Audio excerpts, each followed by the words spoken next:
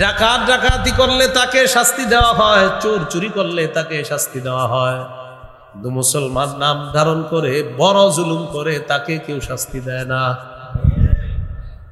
ডাকাতরে ধরে দইরা সবাই পিটায়, ডাকাতের দইরা সবাই মারে না, তো ডাকাতের জুলুম বড় না মুশরিকেরটা বড় জুলুম?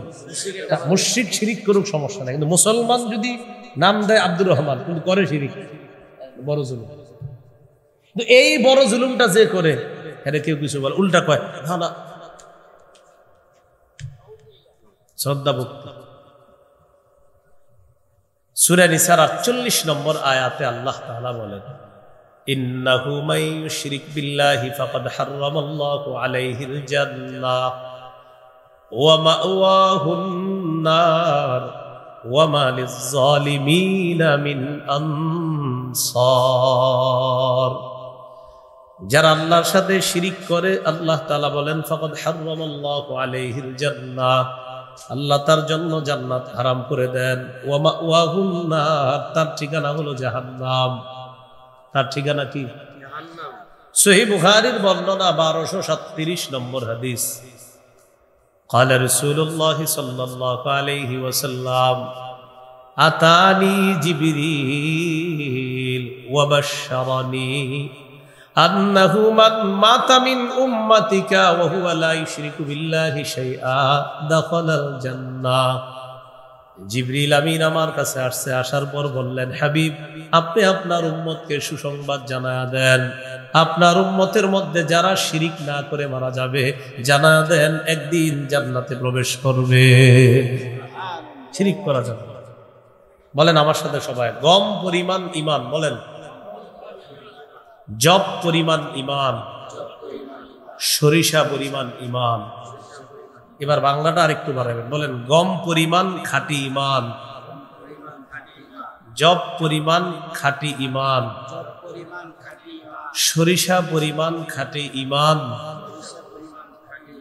যদি কারো অন্তরে থাকে, এই ব্যক্তি বিভিন্ন মেয়াদে জাহান্নামে সাজা ভোগ করলেও কম বেশি সময় অথবা লম্বা সময় জাহান্নামে সাজা ভোগ করার পরেও সরিষা পরিমাণ খাঁটি ঈমানের কারণে একদিন জান্নাতে প্রবেশ করবে। কোথায় প্রবেশ করবে? জান্নাতে। সহিহ বুখারীর 44 নম্বর হাদিস। قال رسول الله صلى الله عليه وسلم يخرج من النار من قال لا إله إلا الله وفي قلبه وزن شعيرة من خير ويخرج من النار من قال لا إله إلا الله وفي قلبه وزن برة من خير ويخرج من النار من قال لا إله إلا الله وفي قلبه وزن ذرة من خير। নবী বলেন, কারো অন্তরের মধ্যে যদি গম পরিমাণ ঈমান থাকে, জব পরিমাণ ঈমান থাকে, সরিষার দানা পরিমাণ ঈমান থাকে, এই ব্যক্তি যদি ঈমান নিয়ে দুনিয়া থেকে বিদায় নেয়, লম্বা কম বেশি সময় জাহান্নামে যদি সাজা ভোগ করাও লাগে, বিভিন্ন অপরাধের কারণে জাহান্নামে যদি সাজা ভোগ করেও খাঁটি ঈমান থাকার কারণে আল্লাহ নবী বলেন ইয়াখরুজু, একদিন সে জাহান্নাম থেকে বের হয়ে জান্নাতের মেহমান হয়ে যাবে। শিরিক করা যাবে না। কি করা যাবে না? তাহলে পূর্ণাঙ্গ শরীয়তের মধ্যে অনেকে আমরা এমন এমন কাজ করি যেটা শিরিক হয়ে যায়, এটা করা যাবে না। আল্লাহ আমাদেরকে হেফাজত করে। আমিন। সহিহ বুখারীর বর্ণনা 6861 নম্বর হাদিস। عن عبد الله بن مسعود رضي الله تعالى عنه قال قال رجل يا رسول الله أي الذنب أكبر عند الله قال أن تدعو لله ندا وهو خلقك। এক ব্যক্তি আল্লাহ নবীর প্রশ্ন করলেন, ইয়া রাসূলুল্লাহ, আল্লাহর কাছে সবচাইতে কোন অপরাধটি সবচাইতে বড়? নবীজি জবাব দিলেন, তুমি আল্লাহর সাথে অন্য কাউকে ডাকা, আল্লাহর সমকক্ষ অন্য কাউকে ডাকা, অথচ আল্লাহ তোমাকে সৃষ্টি করলেন। মানুষ কত বোকার মতো গিয়ে বলে, আল্লাহ এই কবরের মধ্যে যিনি শুয়ে আছে তাকে তুমি মাফ করে দাও, আল্লাহ কবরওয়ালাকে তুমি জান্নাতবাসী বানায় দাও, আল্লাহ এই কবরের মানুষটা জান্নাতের আলা মাকাম দান করো। সব কারে বলছে? শেষে গিয়ে কয়, ও কবরওয়ালা, আমার ছেলে নাই, একটা ছেলের ব্যবস্থা করে দাও। এতক্ষণ কবরওয়ালার জন্য কারে বলছে, শেষে নিজের জন্য কারে কয়? চিন্তা করছে, মানে কাজটা কিন্তু ঠিক ছিল এতক্ষণ। আল্লাহ মাফ করেন, আল্লাহ জান্নাত দেন, আল্লাহ উঁচা মাকাম দেন, আল্লাহ আমার উস্তাদ ছিলেন, তিনি আমার পীর ছিলেন, আমার শায়েখ ছিলেন, আল্লাহ তার মাকাম আরো বাড়ায় দেন, সবকিছু আল্লাহরে বলছে। শেষে গিয়া কয়, বাবা আমার স্ত্রীর 10 বছর সন্তান হয় না, এরা সন্তানের ব্যবস্থা করে দেন। কি হয়ে গেল বিষয়টা? এই তো এটাই শিরিক। আল্লাহ আমাদেরকে হেফাজত করেন। অথচ আল্লাহ তাআলা সূরা শুরার 49-50 নম্বর আয়াতে বলেন, লিল্লাহি মুলকুস সামাওয়াতি ওয়াল আরদ, আসমান জমিনের রাজত্ব আল্লাহর। ইয়াখলুকু মা ইয়াশা, আল্লাহ যা চান তা সৃষ্টি করেন। ইয়াহাবু লিমান ইয়াশাউ ইনাসা, আল্লাহ যাকে চান তাকে কন্যা সন্তান দান করেন। ওয়া ইয়াহাবু লিমান ইয়াশাউ যুকুর, যাকে চান তাকে ছেলে সন্তান দান করেন।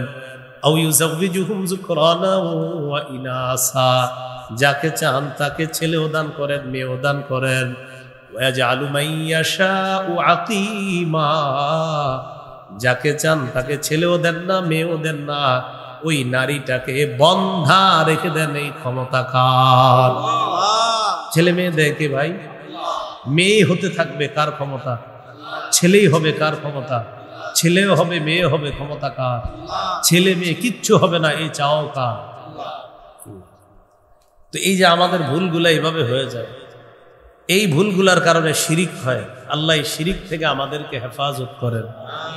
তো নবীজির প্রশ্ন করলেন, সবচেয়ে বড় পাপ কোনটি? নবীজি বললেন, তুমি আল্লাহর সাথে অন্য কাউকে সমকক্ষ হিসাবে ডাকা, অথচ আল্লাহ তোমাকে সৃষ্টি করেছেন, সে আল্লাহর সাথে তুমি অন্য কাউকে ডাকা। আল্লাহ আমাদেরকে হেফাজত করেন। এবার আমার সাথে বলেন, বলেন মাঝে মাঝে পূর্ণাঙ্গ শরীয়ত পালন করতে গিয়ে অনেকে এমন কাজ করে ফেলে যেই কাজটিকে ইসলামের পরিভাষায় বেদাত বলা হয়। কি বলা হয়? কিছু কাজ হয় শিরিকের মতো, আবার কিছু হয় কিসের মতো? বেদাতের মতো। এখন কথা হলো, বেদাত জিনিসটা কি? সহিহ বুখারীর বর্ণনা 2697 নম্বর হাদিস, 2697 হাদিসের বর্ণনাকারী আয়েশা সিদ্দিকা রাদিয়াল্লাহু তাআলা আনহা, عن عائشة الصديقة رضي الله تعالى عنها قالت قال رسول الله صلى الله عليه وسلم من أحدث في أمرنا هذا ما ليس فيه فهو رد। নবীজি বলেন, আমাদের এই পূর্ণাঙ্গ শরীয়তের মধ্যে কেউ যদি ইবাদতের নামে নতুন কোনো কিছু আবিষ্কার করে, এটা হলো বেদাত। আমাদের এই পূর্ণাঙ্গ শরীয়তের মধ্যে ইবাদতের নামে সওয়াবের আশায় যদি কেউ নতুন কোনো কিছু আবিষ্কার করে, এটার নাম হবে বেদাত। বেদাত প্রত্যাখ্যান করা হবে, বেদাত পরিত্যাজ্য, বেদাত পরিত্যাজ্য, বেদাত প্রত্যাখ্যান করা হবে। এবার একটা কঠিন প্রশ্ন, অনেকে বেদাত করে কইরা আইসা হুজুরদেরকে বলে, হুজুর আপনারা খালি বলে এটা বেদাত, এটা বেদাত, এটা করলে তো আমার দিলে হিট আসে, চোখে পানি আসে। কি বলে? মানে ইমোশনাল হয়ে যায়, তখন চোখে কি আসে? পানি আসে। করে কি? বেদাত। ওই বেদাত করার পরে কি বলে? আমার চোখে কি আসে? এখন হুজুর কি করবে? আল্লাহ আপনি বেদাত করেন, আমার চোখে পানিও আসে। তো খতিব সাহেব বুদ্ধি করে কয়, আপনি মাশাআল্লাহ সুন্দর কথা বলছেন, বেদাত করলে আপনার চোখে পানি আসে, তো আমি কি বললে খুশি হইবেন সেটা বলেন। তুমি বলতেছে বেদাত হইলে কি আর চোখে পানি আসতো? বুঝছেন? খতিব সাহেব এবার বুদ্ধি করে কয়, অনেক মানুষ এসে কয় নাটক সিনেমা দেখলে এদেরও চোখে পানি আসে। নাটক সিনেমা দেখে অনেকে ইমোশনাল হয়ে যায়, চোখে কি আসে? জায়েজ আছে পানি। এমনকি নাটক সিনেমা জায়েজ, তো বেটার তো কান্দে। একজনে নাটক সিনেমা দেখে কান্দতেছে, আইসা বলছে, ভাই আমার চোখের পানি আসে নাটক সিনেমা দেখলে। তো চোখে তো পানি আসছে, এখন কি আপনি ফতুয়া দিয়ে দিবেন জায়েজ? বোঝা গেল নাটক সিনেমা দেখা চোখে পানি আসলো, ওই নাটক সিনেমা হারাম। বেদাত গিরি কইরা চোখে পানি আসলো, বেদাত হারাম। বেদাত কি? হারাম। বেদাতের কোনো ঠিকানা এটা ইসলামের মধ্যে নাই। তাহলে এই জন্য এই জাতীয় প্রশ্ন আর ভবিষ্যতে কোনো আলেমরে বলবেন না যে হুজুর আপনারা কোন বেদাত, কিন্তু এটা করলে একটা দিলে হিট আসে, মায়া আসে, ইমোশনাল হয়ে চোখের পানি আসে। পাশে দিয়ে একজন এসে বলবে ভাই আমি ওই সিনেমাটা দেখলো, আমার ইমোশনাল হয়ে একটা হিট এসে চোখে পানি এসে যায়, টেনশনে পড়ে যায় বিষয়টা। এই জন্য সিনেমাও হারাম, নাটকও হারাম, বেদাতও হারাম। সিনেমা নাটকের স্থান যেমন ইসলামে নাই, বেদাতের স্থানও ইসলামে। বুঝে শুনে ঠিক বলছেন তো? আল্লাহ বুঝার তৌফিক দান। ইমাম মালিক রহমতুল্লাহি আলাইহি বলেন, মান ইবতাদা ফিল ইসলামি বিদআতান ইয়ারাহা হাসানা ফাকাদ জাআমা আন্না মুহাম্মাদান ক্বাদ খানার রিসালা। কেউ যদি ইসলামের মধ্যে বেদাত করার পর এটাকে উত্তম মনে করে, বেদাত করার পর এটাকে উত্তম মনে করে, ওই ব্যক্তি কেমন যেন বলতে চায় মুহাম্মদ সাল্লাল্লাহু আলাইহি ওয়াসাল্লাম তার দায়িত্ব পালনে ত্রুটি করে গেছে, এখন সে আসছে এটারে পূর্ণ করতে। নবীজি পূর্ণাঙ্গ শরীয়ত রেখে গেছে, তো একজনে আইসা বেদাত করে।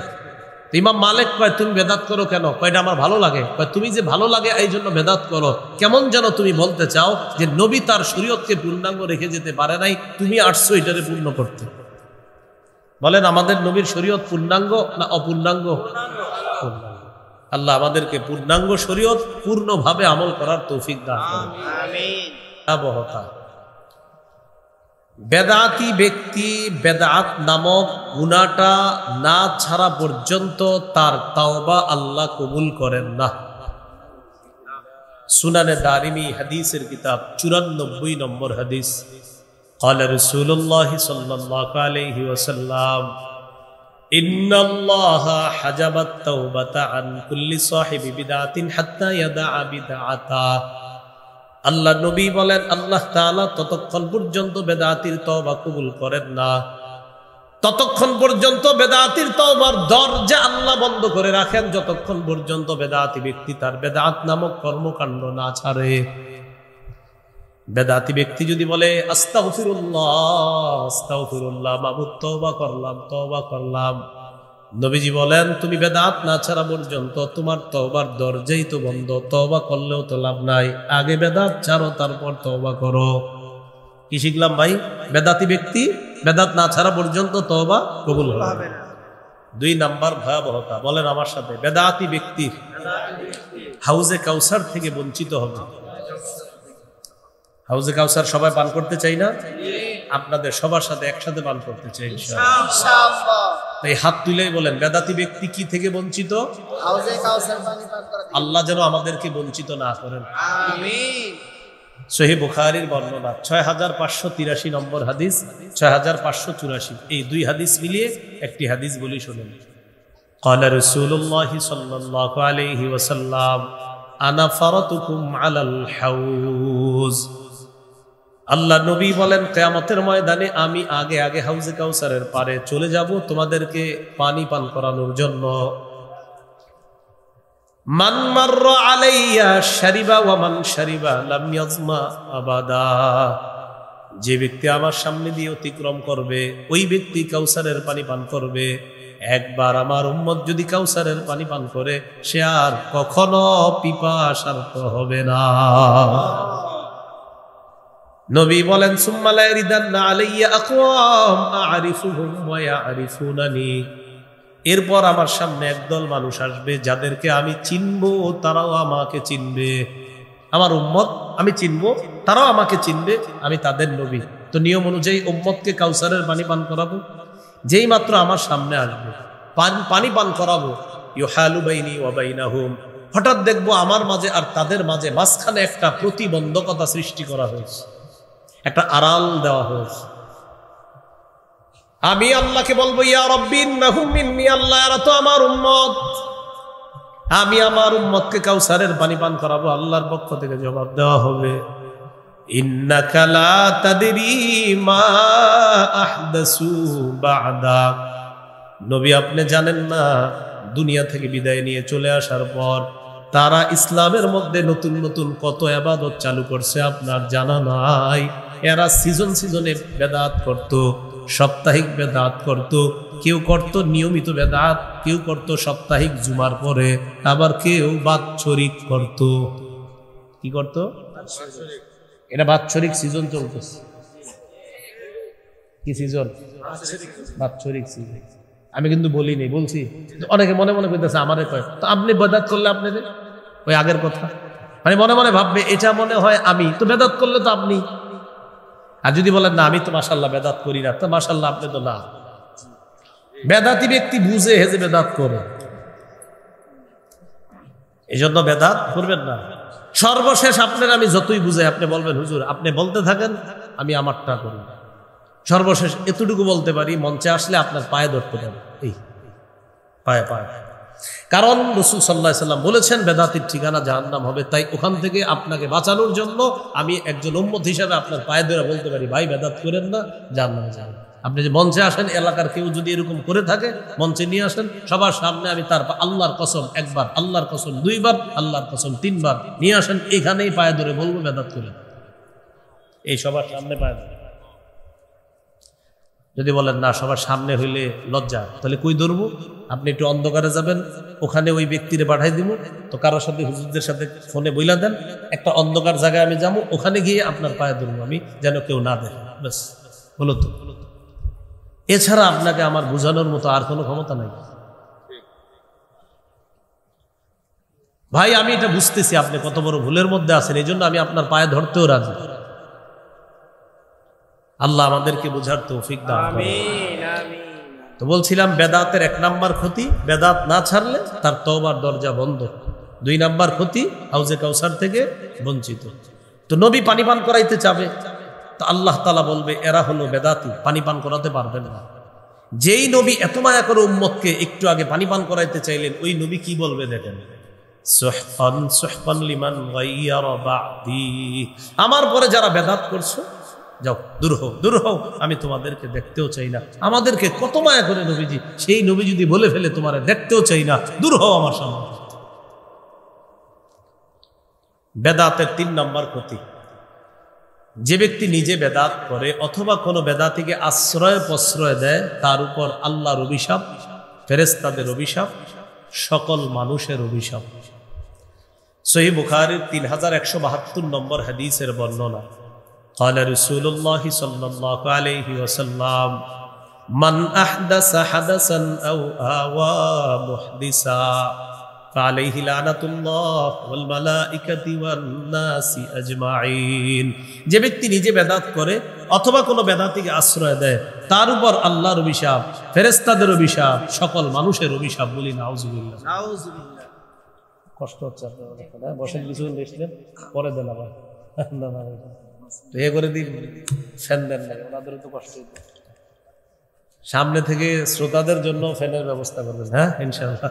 শ্রোতাদেরও তো কষ্ট, অনেকে ঘামায় যেতেছে এই গরমে, মাঝে মাঝে ওনাদের একটু ফ্যান দেন, তাহলে বিষয়টা ভালো লাগে। এদিকে আমার আরাম, ওনারা তো কষ্ট পাইতেছে। 3 নাম্বার ক্ষতি, যে বেদাত করে অথবা বেদাতিকে আশ্রয় প্রশ্রয় দেয়, তার উপর আল্লাহর অভিশাপ, ফেরেশতাদের অভিশাপ, সকল মানুষের অভিশাপ। আল্লাহ আমাদেরকে হেফাজত করেন।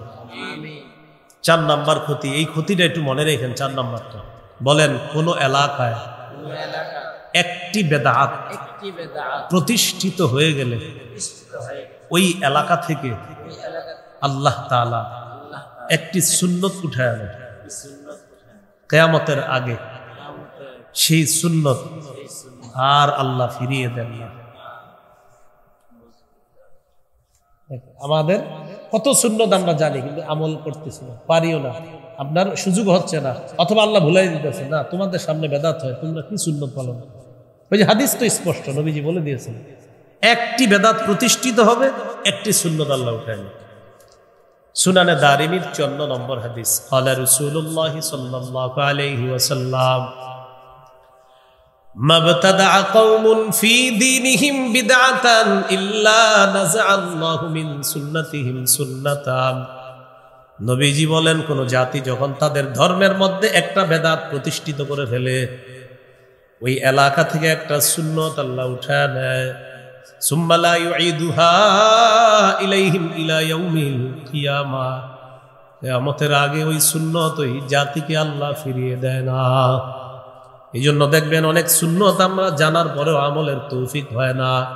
মেসওয়াক করা সুন্নত সবাই জানে, কিন্তু এশার নামাজের আগে সবাই মেসওয়াক করে নাই। খাওয়ার আগে বিসমিল্লাহ বলা সুন্নত, কেউ আজকে হয়তো 3 বার খেয়ে ফেলছেন অথবা 2 বার খেয়ে ফেলছেন। বিসমিল্লাহ বলা সুন্নত সবাই জানে, বাচ্চারাও জানে, কিন্তু অসংখ্য অগণিত মানুষ খাবার শুরুতে বিসমিল্লাহ বলে নাই। ঠিক না? সবাই জানে কিন্তু বিসমিল্লাহ বলা সুন্নত। এখানে একদম সবাই, একজনও বাকি নাই কেউ জানে না, যে সবাই একদম বাচ্চা নাবালেগ যে ও জানে খাবারের শুরুতে বিসমিল্লাহ বলা সুন্নত। ঘুমের সময় আমরা মায়ের কাছে সব ছোটবেলা শিখে ফেলছি, আল্লাহুম্মা বিসমিকা আমুতু ওয়া আহইয়া, কিন্তু তালাশ করেন গত রাত্রে ম্যাক্সিমাম লোক এটা পড়তে ভুলে গেছে। উঠার পরের সুন্নত আলহামদুলিল্লাহিল্লাযী আহইয়ানা বাদা মা আমাতানা ওয়া ইলাইহিন নুশুর। মক্তবে আমরা ছোটবেলায় শিখছি এবং আমরা এগুলা বলি একজনে, ঘুমের সময় এই দোয়া পড়িতে হয়, উঠার পর এই দোয়া পড়িতে হয়, কিন্তু নিজেরা পড়ি না। বুঝাইতে চাইলাম প্রিয় ভাইয়ারা, এটা কষ্টের বিষয়। আমাদের সামনে বেদাত প্রতিষ্ঠিত হয়ে যায়, আল্লাহ তাআলা আমাদের উপর নিঃসন্দেহে রাগ করেন। এই জন্য দেখবেন সুন্নত হাজারও জানি আমরা, কিন্তু আমলের তৌফিক হচ্ছে না। মসজিদের দরজায় লেখা আছে ঢুকার সময় আল্লাহুম্মা ইফতাহলি আবওয়াবা রাহমাতিক, কিন্তু এই লেখাটাও দেখবেন অনেকে পড়ার তৌফিক হচ্ছে না, ওই নিচে দিয়ে ঢুকে যাচ্ছে। এটা যদি পড়ে ফেলে আমল তো হয়ে গেল। বের হওয়ার সময় দরজায় লেখা আল্লাহুম্মা ইন্নী আসআলুকা মিন ফাদলিক, তৌফিক হচ্ছে না। ওযুখানার মধ্যে লেখা ওযুর শুরুতে পড়তে হয় বিসমিল্লাহ আলহামদুলিল্লাহ, এই লেখাটা অনেকের চোখে পড়ে না, কেন? তৌফিক হচ্ছে। বুঝাইতে চাইলাম বেদাত প্রতিষ্ঠিত হয়ে গেলে সুন্নত আল্লাহ উঠায় নেয়, অথবা অনেক সুন্নত আমাদের চোখের সামনে থাকে কিন্তু আমরা আমলের তৌফিক পাইতেছি না, আমল করার সুযোগ হচ্ছে না। আল্লাহ আমাদের সকলকে এই ভুলগুলা থেকে ফিরে আসার তৌফিক দান করে। ইবনে মাজার বর্ণনা 2865 নম্বর হাদিস, ক্বালা রাসূলুল্লাহ সাল্লাল্লাহু আলাইহি ওয়াসাল্লাম, আল্লাহ নবী বলেন, ইন্নাহু সালিমিনকুম মিন বাদি রিজাল ইউতফিউনা সুন্নাতা ওয়া ইউহদিসুনা বিদআ। নবীজি বলেন, আমার পর তোমাদের ধর্মীয় নেতা হবে এমন এমন মানুষ, তোমাদের সামনের এই চেয়ারগুলাতে এমন এমন মানুষ তোমরা বসায়া দিবা, যে মানুষ হাজার হাজার মানুষের সামনে সুন্নত মিটাইয়া দিবে, বেদাত প্রতিষ্ঠিত করবে, আর সামনের মানুষগুলা বলবে ঠিক ঠিক। কি বলবে? ঠিক ঠিক। মানে এখানে বসে এরকম হাজার হাজার মানুষের সামনে বলবে যে সুন্নত মিটাইয়া দিবে, আর বেদাত প্রতিষ্ঠিত করে বলবে অমুকরা বলে এটা নাকি বেদাত। মানে বেদাতটা বইলা বলে অমুকরা বলে এটা নাকি বেদাত, বেদাতটা বইলা কি বলে অমুকরা বলে এটা নাকি কি। তখন কিভাবে দলিলগুলো দেয়? ভাই বলেন আপনার দাদা এটা করে নাই, বলেন তো আমাদের অমুক শাহ এটা করে নাই, অমুকে এটা করে নাই, এগুলো দলিল দিচ্ছে। এগুলা কি দলিল? আমি আপনাদের সামনে এতক্ষণ কি এগুলো বলছি? নবী বলে দিয়েছেন তোমাদের ধর্মীয় নেতা এমন মানুষ হবে সরাসরি সুন্নত মিটাই দিবে, বেদাত জিন্দা করবে, বেদাত প্রতিষ্ঠিত করবে, এরকম তোমাদের ধর্মীয় নেতা হবে। এখন করণীয় কি এই জাতীয় মানুষ হইলে? আব্দুল্লাহ ইবনে মাসউদ রাদিয়াল্লাহু তাআলা আনহু বলেন, কাইফা বি ইন আদরাকতুহুম, হুজুর এই জাতীয় বেদাতি যদি পাই তাহলে কি করব? নবী জবাব দিয়ে দিলেন, লাইসা তাআতুল লিমান আসাল্লাহ, বেদাতি হলো আল্লাহর নাফরমান, আল্লাহর নাফরমানের কোনো আনুগত্য করা যাবে না, আল্লাহর নাফরমানের কোনো আনুগত্য করা যাবে না। এন আপনাদেরও একটা বদভ্যাস আছে, কিছু এলাকায় কিছু বেদাত আসলে, বেদাতি আসলে হেরে দেখতে কিছু ভালো মানুষও যায়। মনে করেন আসছে এমন একজন যে নাচবে, জানে যে নাচানাচি করবে, গাইবে, তো কি করে আমাদের মাদ্রাসা ছেলেগুলাও যায় দেখতে। হ্যাঁ, অনেকে যায়। আপনাদের এই জায়গায় যারা এরকম দেখাসি না কি হয়, তো আপনি কেন যান? এই দেখাসি না কি হয় করতে গিয়ে তো আপনি দল ভারী করলেন, দেখাসি না কি হয় করতে গিয়ে আপনি দল কি করলেন? ভারী করলেন। এখন আবার অনেকের মনে আসছে, কারে কইল কথাটা, যে নাচে তারে। মাহফিল কি নাচার জিনিস? তো আপনি মাহফিলে নাচবেন কেন? আল্লাহ আমাদেরকে হেফাজত করেন। এই গেল 4 নাম্বার ক্ষতি। 5 নাম্বার, বেদাতির ঠিকানা জাহান্নাম। বলেন বেদাতির ঠিকানা কি? জাহান্নাম।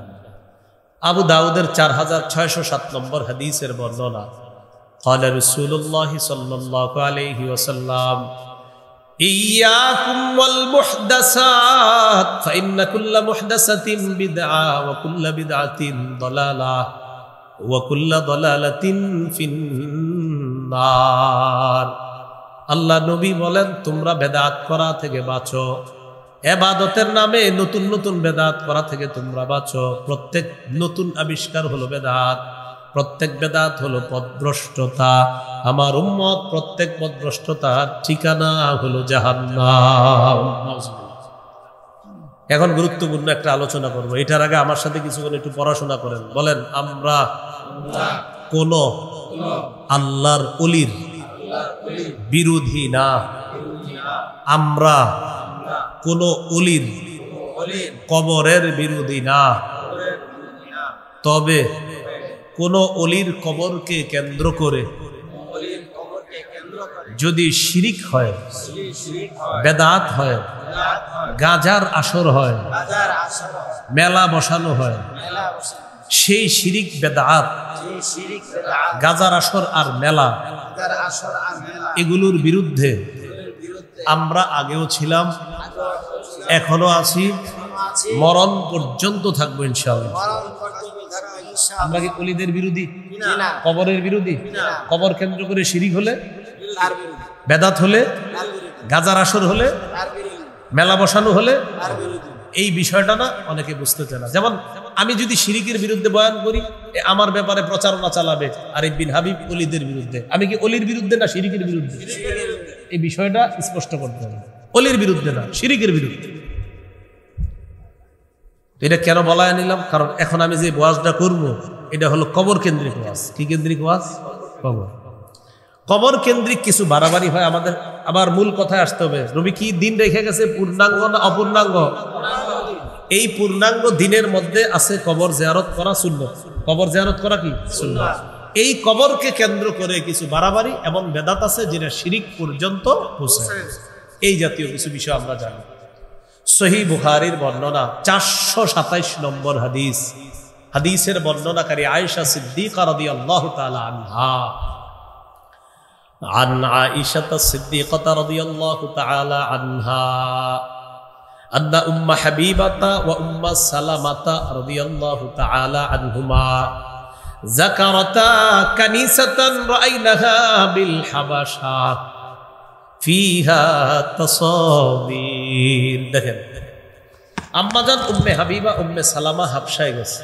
হাবশায় গিয়ে গির্জা দেখছে একটা গির্জা কি দেখছে ভাই গির্জা মানে একটা ধর্মীয় ইবাদতখানা তো এই গির্জা দেখা দেখে কি গির্জার নিচে হলো আল্লাহর ওলির কবর উপরে হলো ইবাদতখানা আর ইবাদতখানার ভিতরে হলো আল্লাহর ওলির মূর্তি কথাটা বুঝেন গির্জা উপরে আল্লাহর ওলির মূর্তি নিচে আল্লাহর ওলির কবর তাহলে আল্লাহর ওলির কবরের উপর গির্জা মানে ইবাদতখানা ওই ইবাদতখানার ভিতরে আবার আল্লাহর ওলির মূর্তি তাহলে আল্লাহর ওলির কবরকে কেন্দ্র করে সিজদা করা শিরিক আবার ওই আল্লাহর ওলির মূর্তি বানানো শিরিক তাহলে দুইটা শিরিক এখানে পাওয়া যাচ্ছে এই বিষয়টা নবীর দুই বিবি নবীজির কাছে বললেন যাকারাতা লিন নবী সাল্লাল্লাহু আলাইহি ওয়াসাল্লাম নবীজির কাছে জানতে চাইলেন ইয়া রাসূলুল্লাহ হাবশায় গেলাম যাওয়ার পর সেখানে ইবাদতখানা দেখলাম ইবাদতখানার ভিতর দেখলাম আল্লাহর ওলির মূর্তি আর ইবাদতখানার নিচে আল্লাহর ওলির কবর ব্যাপারটা বুঝতে পারলাম না নবীজি বললেন উলাইকা ইযা কানা ফীহিমুর রাজুলুস সালিহু ফামাতা বানাউ আলা কবরিহি মসজিদা এরা হলো এই সমস্ত মানুষ যাদের মাঝে কোনো ভালো মানুষ যখন মারা গেছে মারা যাওয়ার পর তাকে তারা কবর দেয় কবর দেওয়ার পর তার কবরের উপর তারা একটা সিজদার স্থান বানায় আওয়াজ দিয়ে বলি নাউজুবিল্লাহ নিচে কার কবর ওলি উপরে সিজদার স্থান ওয়াসাওয়ারু ফীহি তিলকা সুওয়ার ওই সিজদার স্থানের মধ্যে ওই আল্লাহর ওলির মূর্তি বসায় দেয় নবীজি বলেন উলাইকা শিরারুল খালকি ইনদাল্লাহি ইয়াউমাল কিয়ামা কিয়ামতের ময়দানে তারাই হলো আল্লাহর কাছে সবচেয়ে নিকৃষ্ট জাতি বলি নাউজুবিল্লাহ যে মূর্তি বানায় নিকৃষ্ট জাতি। যারা সেজদার স্থান বানায় কবরের উপর, এদেরকে কি বললেন নবী? নিকৃষ্ট জাতি।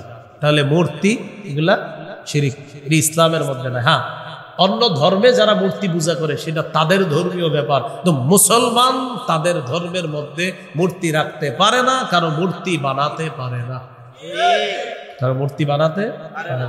এই জন্য আল্লাহ তাআলার কি বিধান, হুজুররা আন্দোলন করছিল একটার জন্য, আল্লাহ তাআলা 90 ভাগ ব্যবস্থা করে, 90 ভাগ আল্লাহ তাআলা ব্যবস্থা করে দিয়েছে। আর যেগুলো আছে ইনশাল্লাহ এগুলাও ওই নীতি নির্ধারক যারা, তাদেরকে বুঝিয়ে শুনিয়ে বুঝাইতে হবে যে এই মুসলমানদের মূর্তি থাকা এটা বেবরকতির লক্ষণ, এটা বরকত উঠে যাওয়ার লক্ষণ। এই জন্য মুসলমান যারা আছি আমাদের মূর্তি থাকতে পারে না। হ্যাঁ, অন্য ধর্ম হিন্দু যারা আছে তাদের মূর্তি, তাদের ধর্মীয় ব্যাপার, কিন্তু ইসলাম ধর্মের মধ্যে কারো মূর্তি থাকতে পারে না। তাহলে এখানে দুইটা শিরিকের গন্ধ, একটা গেল সিজদার স্থান বানাইছে, আর একটা মূর্তি। নবী বললেন এরা সবচেয়ে নিকৃষ্ট জাতি। এখন আমি আপনাদের কাছে জানতে চাই, কবর কেন্দ্র করে সিজদার স্থান বাংলাদেশে না থাকলেও পৃথিবীতে আছে না?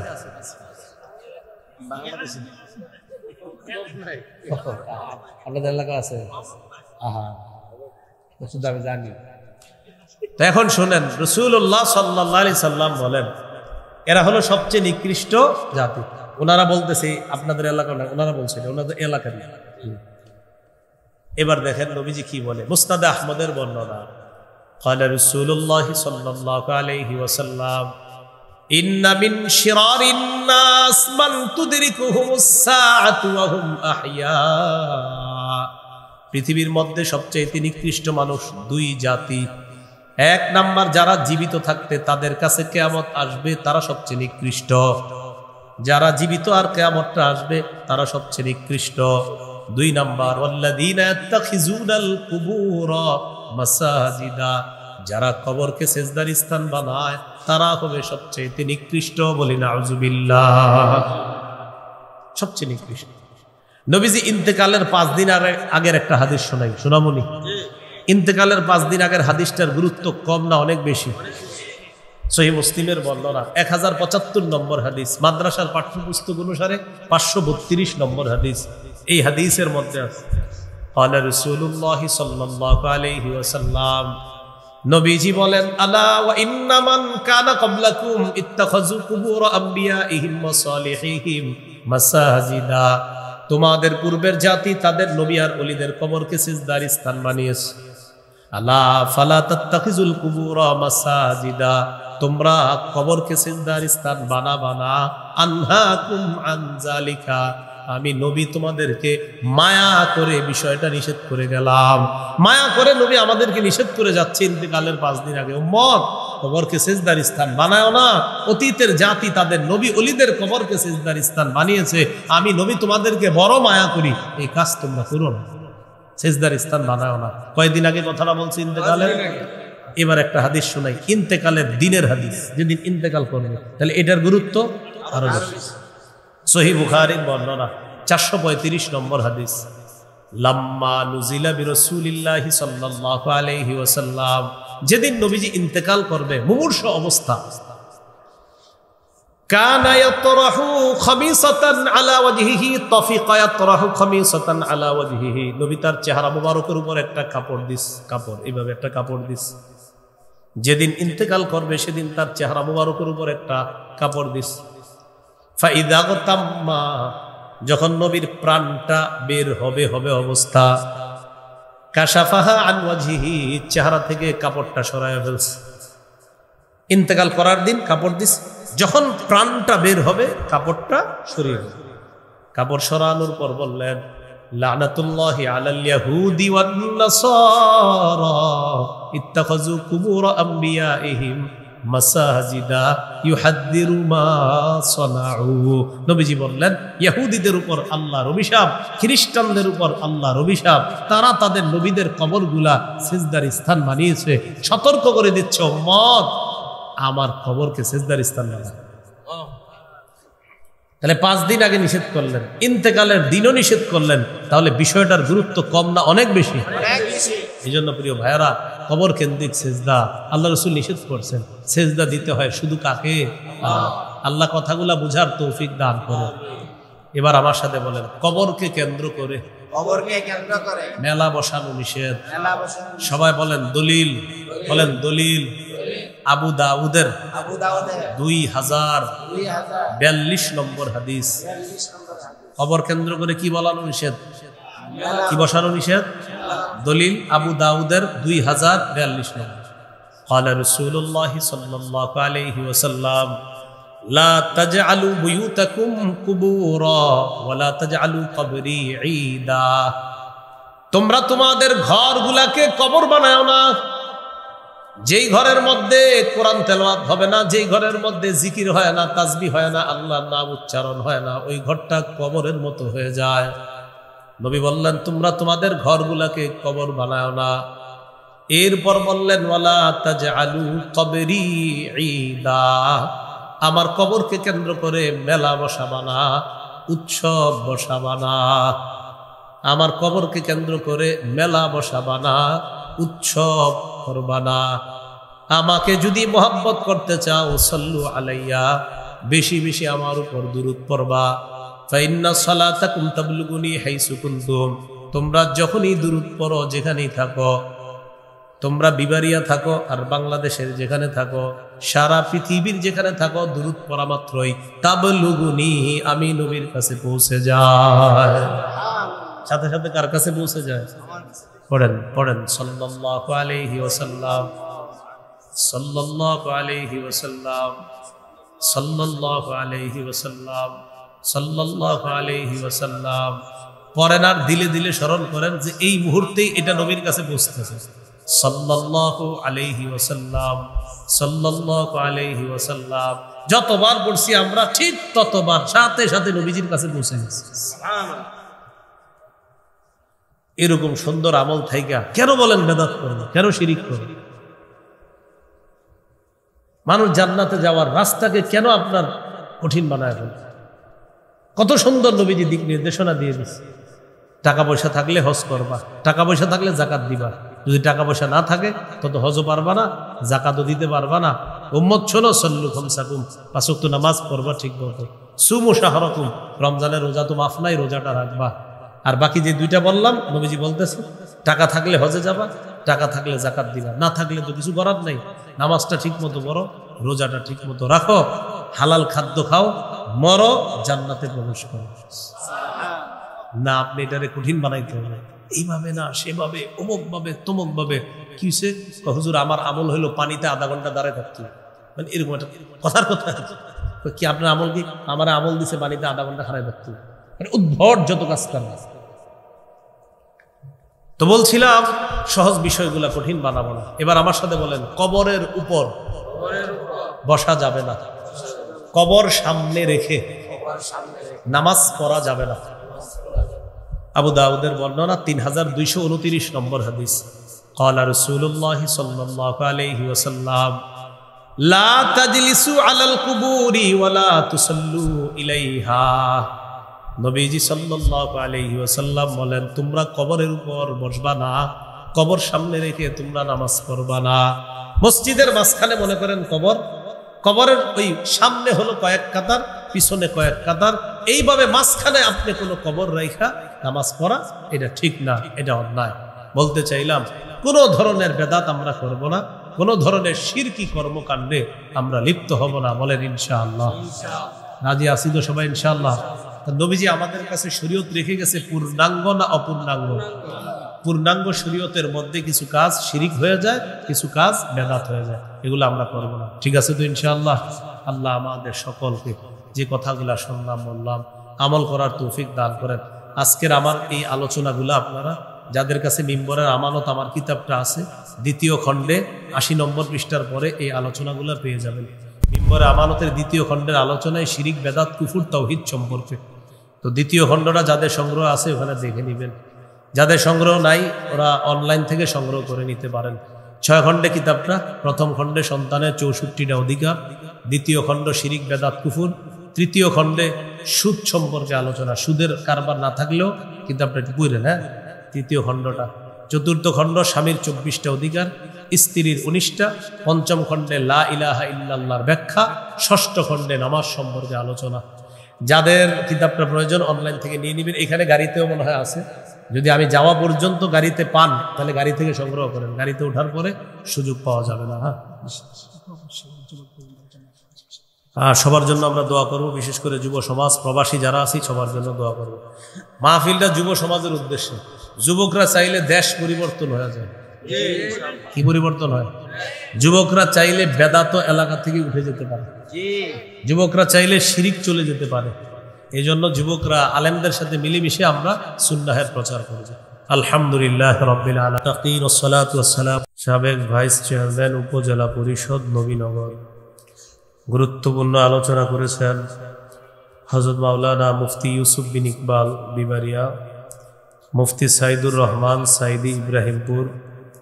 এতক্ষণ গুরুত্বপূর্ণ আলোচনা করছিলেন হযরত মাওলানা মুফতি দ্বীন মোহাম্মদ আশরাফ দামাত বরকাতুহুমুল আলিয়া। উপস্থিত হযরত উলামায়ে কেরাম, মুসলমান ভাইরা, আল্লাহ তাআলার দরবারে শুকরিয়া আদায় করছি। আল্লাহ আমাদেরকে এই মাহফিলে উপস্থিত হওয়ার তৌফিক দান করেছেন বলে আলহামদুলিল্লাহ।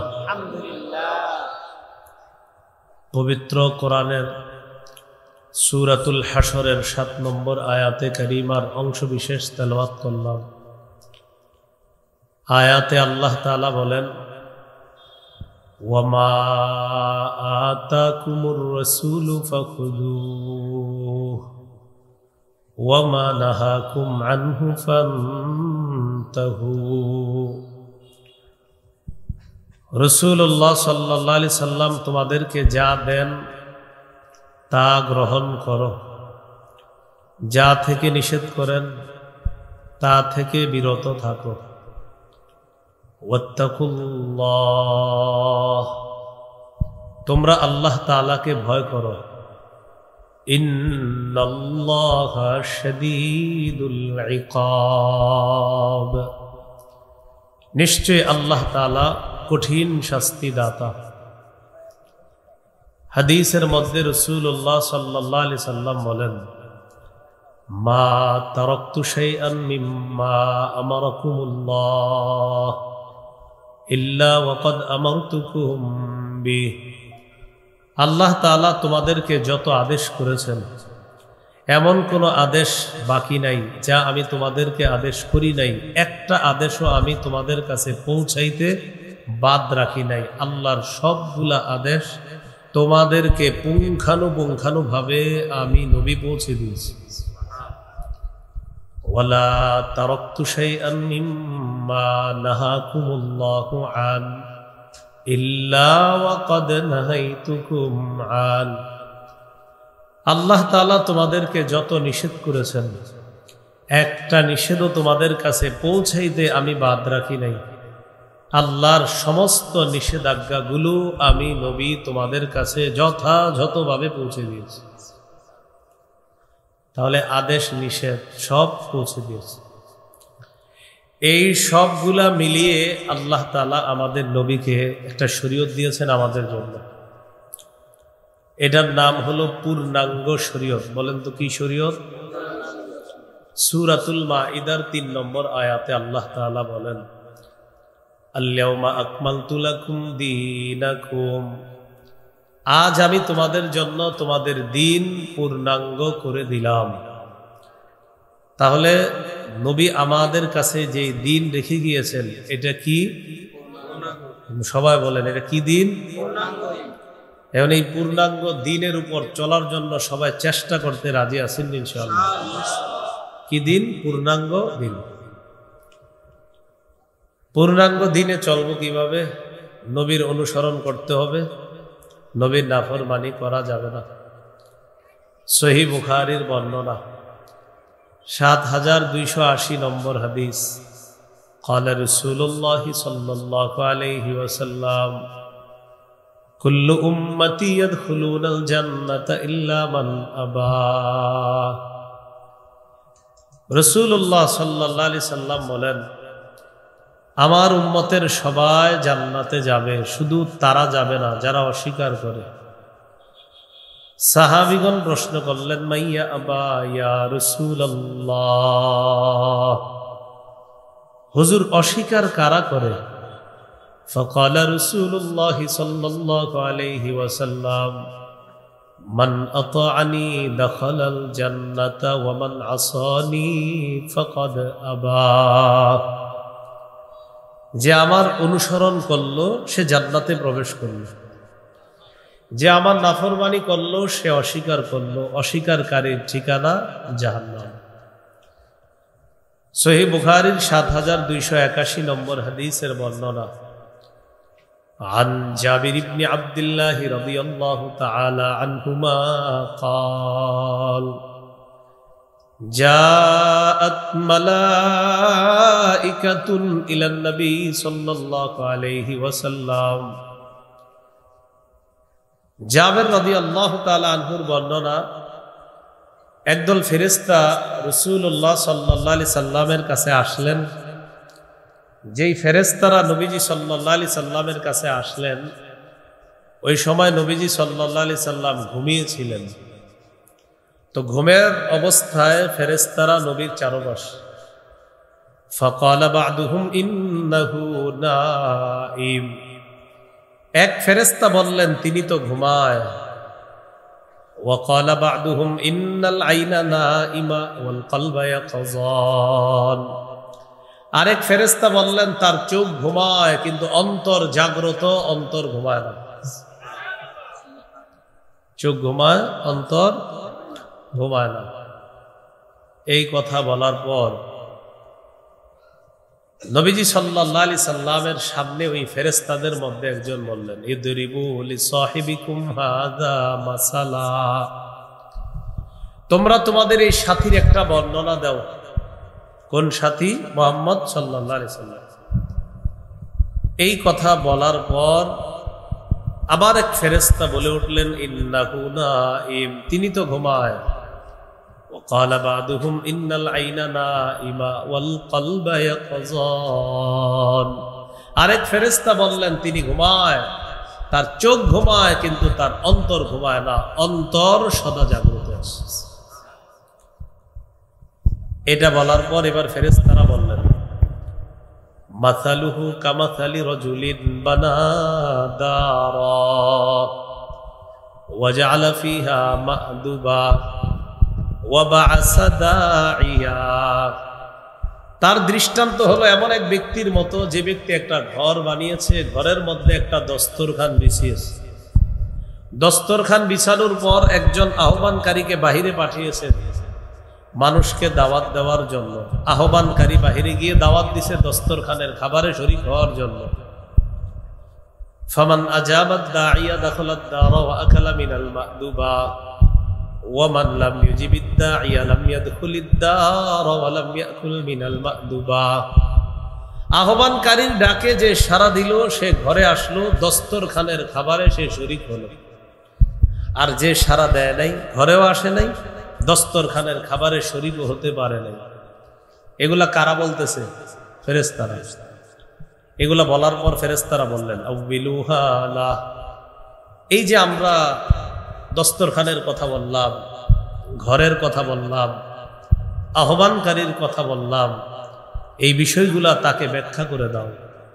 ক্বালা বা'দুহুম ইন্নাল আইনা ইন্নাহু নাঈম। এক ফেরেশতা বললেন তিনি তো ঘুমায়, ব্যাখ্যা করলে কি তিনি শুনবে? আরেক ফেরেশতা জবাব দিলেন, ইন্নাল আইনা নাঈমা ওয়াল কলবা ইয়াকযান। তার চোখ ঘুমায়, অন্তর জাগ্রত আছে, আমরা ব্যাখ্যা করলে সমস্যা নাই, তিনি শুনবেন। এবার ব্যাখ্যা শুরু। ফেরেশতারা ব্যাখ্যা করতে লাগলেন, ফাদ্দারু আল জান্নাহ। ঘরের দৃষ্টান্ত হলো আল্লাহর জান্নাত। ফাদ্দাঈ মুহাম্মাদুন সাল্লাল্লাহু আলাইহি ওয়াসাল্লাম। আহ্বানকারী অন্য কেউ নয়, তিনি হলেন মুহাম্মদ সাল্লাল্লাহু আলাইহি ওয়াসাল্লাম। যারা তার অনুসরণ করলো তারা তার ডাকে সাড়া দিল, আর যারা তার ডাকে সাড়া দিবে তারাই জান্নাতে প্রবেশ করবে, দস্তরখানের নিয়ামত তারা গ্রহণ করবে। যারা তার ডাকে সাড়া দিবে না, তারা তার নাফরমানি করলো, ঘরেও যেতে পারবে না, দস্তরখানের খাবারেও তারা শরীক হতে পারবে না। আল্লাহ আমাদের সকলকে রাসূলুল্লাহ সাল্লাল্লাহু আলাইহি সাল্লামের আনুগত্যশীল উম্মত যেন আমরা হতে পারি, আল্লাহ তৌফিক দান করেন। রাসূলুল্লাহ সাল্লাল্লাহু আলাইহি সাল্লাম আরেকটা দৃষ্টান্ত দিচ্ছেন নিজেই। সহিহ বুখারী ৭২৮৩ নম্বর হাদিস। নবীজি বলেন, আমার দৃষ্টান্ত আর আমাকে আল্লাহ তাআলা যে হেদায়েত দিয়ে পাঠিয়েছেন এটার দৃষ্টান্ত হলো এমন এক ব্যক্তির মতো, যে ব্যক্তি তার এলাকায় যায়, যাওয়ার পরে ওই এলাকায় গিয়ে বলে, ইন্নামা আনান নাযীরুল উরয়ান, আমি তোমাদের কাছে স্পষ্ট একজন সতর্ককারী, আমি তোমাদেরকে সতর্ক করতেছি। ইন্নী রাআইতুল জাইশা বিআইনাইয়া, আমি অমুক জায়গায় সশস্ত্র বাহিনী দেখে আসলাম। ফান্নাজা, তাড়াতাড়ি সবাই নিরাপদ জায়গায় চলে যাও, অন্যথায় তোমাদের উপর যে কোনো সময় তারা অতর্কিত হামলা চালাবে। আতাআহু তাইফাতুম মিনহুম, একদল তার কথা শুনছে, শোনার পর প্রয়োজনীয় সব কিছু নিয়ে তারা তাড়াতাড়ি নিরাপদ জায়গায় চলে যায়। ওয়াকাযাবাহু তাইফাতুম মিনহুম, আরেক দল তার কথা শুনে নাই, তার কথা অবিশ্বাস করছে। রাতের বেলা ঘরের মধ্যে নিরাপদে আরামে ঘুমায়। সাব্বাহাহুমুল জাইশ, সশস্ত্র বাহিনী তাদের উপর রাতের বেলা হঠাৎ হামলা চালায়। হামলা চালানোর পর মানুষগুলা মারা যায়। বলেন তো, দুই দলের মধ্যে কারা সফল? যারা কথা শুনলো না শুনলো?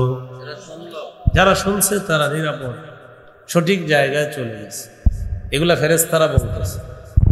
তার দৃষ্টান্ত হলো এমন, যারা তার কথা মানবে ওই মানুষগুলা নিরাপদ ঠিকানা, আল্লাহর জান্নাতের মেহমান হয়ে যাবে। আর যারা তার কথা মানবে না, মুহাম্মদ সাল্লাল্লাহু আলাইহি সাল্লামের কথা মানবে না যারা, তাদের ঠিকানা হবে জাহান্নাম। আল্লাহ আমাদের সকলকে নবীজির যেন পূর্ণ আনুগত্য আমরা করতে পারি, আল্লাহ তৌফিক দান করেন। রাসূলুল্লাহ সাল্লাল্লাহু আলাইহি সাল্লাম আমাদের কাছে পূর্ণাঙ্গ দিন রেখে গেলেন। এই দিন পালন করতে গিয়ে আমাদের কিছু ভুল ভ্রান্তির কারণে কিছু ভুল হয়ে যায় শিরিক, আর কিছু ভুল হয় বেদাত। বলেন তো কি বললাম? কিছু ভুলের নাম হয় কি শিরিক, কিছু ভুলের নাম হয় কি বেদাত। আমি কিন্তু ওয়াজ শুরু করি নাই শিরিক বেদাত, খালি বলছি কিছু ভুলের নাম শিরিক, কিছু ভুলের নাম কি বেদাত। অনেকে এই মুহূর্তে মনে মনে বলতেছে, মনে হয় আমারে কয়। কি কয়? মনে হয় আপনি বেদাতগিরি করলে তো আপনারই কই। তার মানে এটা বুঝছেন যে বেদাত খারাপ, শিরিক যে খারাপ এটা বুঝেও শিরিক করে। আবার কয় যে এটা মনে হয় আমারে কইতেছে, তো আপনি শিরিক করলে তো এটা আপনারই বলা হচ্ছে। শিরিক যে খারাপ কাজ যে করে এটা ও বুঝে যে না, এই কামটা ঠিক না, কেন করেন? করে একটু লাফালাফি ভালো লাগে। এই পরনে কাপড় নাই, তার নাম আপনারা দিয়ে দেন পীর। কথার কথা। ছোটবেলায় বাচ্চাদের পরনে কাপড় না থাকলে ওরে কি বলা হয়? এখন আপনি কোনো পীরের নাম রাখলেন ল্যাংটা। আমি কিন্তু আপনাকে বলছি না যে আপনি কোনো খারাপ পীর বা ভালো পীর, এটা না। শুধু বললাম যে একজন পীর সাহেবের নাম ল্যাংটা কেন হয়? উনি তো আপনাকে সঠিক কথা শিখাবে, উনি তো আপনাকে ভালো কথা শিখাবে। তো যার নামটাই দিলেন কি, তো উনি আপনাকে কি শিখাবে? এই জন্য আমি আর কি বললাম কথাটা, যে এটা তো সৌন্দর্যতা। পীর সাহেব একটা সম্মানের, একটা ভদ্রতার জায়গা, একটা সম্মানের জায়গা, একটা মর্যাদা। পীর মানেই শুনলেই অন্তরের মধ্যে একটা এরকম কাজ করে, একটা ভালো মানুষের ছবি ফুটে ওঠে। হাফিজজি হুজুরের নামটা শুনলে আপনাদের এলাকার এই মুহূর্তে সবার ভিতরে একটা ভদ্রতা, শ্রদ্ধার বিষয় ফুটে উঠে, যে হাফিজজি হুজুর মানে একটা সম্মানিত ব্যক্তি। তো বুঝাইতে চাইলাম, একজন পীর, একজন আল্লাহর ওলি, তার কথা শুনলে, তাকে পড়লে, তাকে দেখলে, তার ব্যাপারে কিছু লেখাপড়া যদি আমরা পড়ি পাতায় পাতায়, দিলের মধ্যে তার ব্যাপারে আলাদা একটা শ্রদ্ধা কাজ করে, একটা ভক্তি, একটা ভালোবাসা কাজ করে। এই মানুষগুলো হলো খাঁটি পীর, আল্লাহওয়ালা। কিন্তু আপনি শুরুতে একজনকে বললেন, হুজুর আমার পীর সাহেব কিন্তু ল্যাংটা থাকে, তো এটা আপনি কেমন কথা বললেন? এটা আপনি একটু না শরীয়তে না জিজ্ঞাসা, আগে আকললি জিজ্ঞাসা করেন। শরীয়ত তো হারাম বলবেই, এবার আপনার কি মাথায় কি কিছু নাই, ওটাতে জিজ্ঞাসা করেন। শরীয়ত বলবে হারাম, কিন্তু একটু মাথায় তো আপনি জিজ্ঞাসা করবেন যে প্রিয় আকল তুমি কি বলো? আপনি নিজেরে বলবেন, প্রিয় আকল তুমি কি বলো? তো বলছিলাম, পূর্ণাঙ্গ শরীয়ত পালন করতে গিয়ে আমাদের কিছু কর্ম, যে কর্মগুলা শিরিক পর্যন্ত পৌঁছে, আর কিছু কর্ম এটা বেদাত পর্যন্ত চলে যায়। শিরিক বড় জুলুম। বলেন, শিরিক কি জুলুম?